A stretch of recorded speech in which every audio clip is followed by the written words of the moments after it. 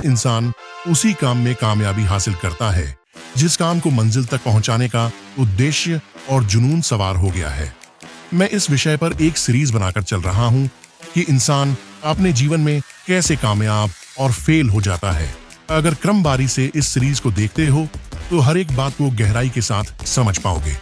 ये इस सीरीज का चौथा भाग है। इससे पहले के 3 भाग इस वीडियो से पहले अपलोड हो चुके हैं। चैनल पर जाकर क्रमवारी से वीडियो देखिए और अपनी मंजिल तय करिए। पिछले वीडियोस में मैं ये बता चुका हूँ कि परिस्थिति अनुसार उदाहरण सहित कौन से समय पर आपको कौन सा कदम और कैसे उठाना है। इस वीडियो में मैं एक ऐसा उदाहरण पेश कर रहा हूँ जो आपके टूटे हुए मनोबल को भी जोड़ देगा। ये आप लोगों की नजर में सिर्फ एक उदाहरण है, लेकिन ये एक सत्य घटनाओं पर आधारित एक सफल कहानी है। ये कहानी एक ऐसे व्यक्ति की है जो एक ऐसे इलाके में रहता था जहां ना तो वो इलाका पूरी तरह से शहरी माहौल का था और ना ही पूरी तरह से ग्रामीण क्षेत्र में आता था, यानी जिसे कस्बा कहते हैं। वो व्यक्ति अपने पिता की गरीबी हालत के कारण और कोई उद्देश्य अपने दिमाग में ना होने के कारण पढ़ाई लिखाई सही ढंग से नहीं कर पाया था, जिस वजह से कोई मुकाम हासिल नहीं कर पाया और पंचर जोड़ने का काम सीखकर और दुकान किराए पर लेकर पंचर जोड़ने का अपना काम करने लगा और अपने परिवार की गुजर बसर करने लगा। उस व्यक्ति का 10-12 साल का एक बेटा भी था।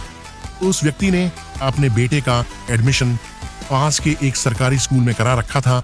बच्चा स्कूल से आने के बाद अपने पिता के पास दुकान पर कुछ टाइम खेलकर बिताता था और वो व्यक्ति अपनी योग्यता अनुसार अपने बेटे को पढ़ाता भी था।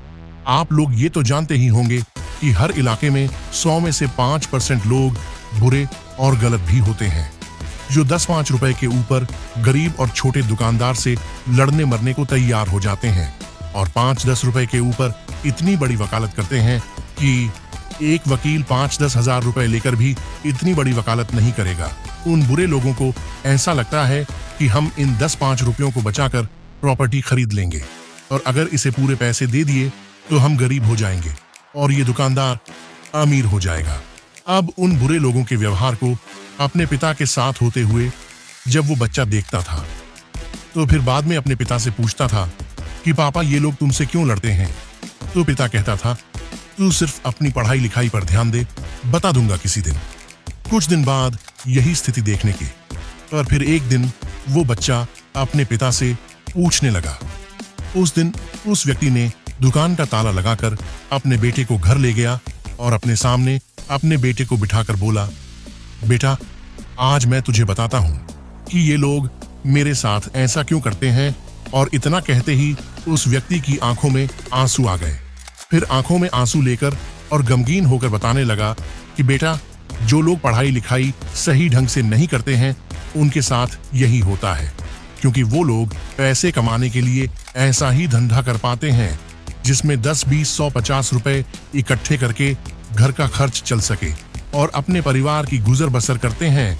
और जितने भी छोटे पैसों के काम होते हैं उन्हीं में लोग लड़ाई झगड़े ज्यादा करते हैं। किसी बड़े दुकानदार से या मोटे पैसों के काम करने वाले से कोई लड़ाई झगड़ा नहीं करता है और मोटे पैसे कमाने के काम सिर्फ पढ़ा लिखा इंसान ही करता है। बस इतना कहना था कि अपने पिता की ये बात उस बच्चे के दिमाग में ऐसे बैठ गई कि मेरे पास कोई मिसाल नहीं है आप लोगों को बताने के लिए।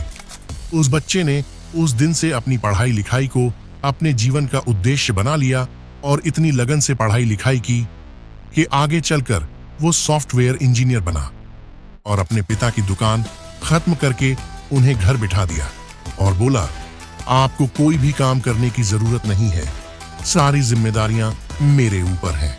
एक सॉफ्टवेयर इंजीनियर की कमाई के कितने स्रोत होते हैं और कितना कमा लेता है, ये जानने के लिए गूगल पर सर्च करके देख लो।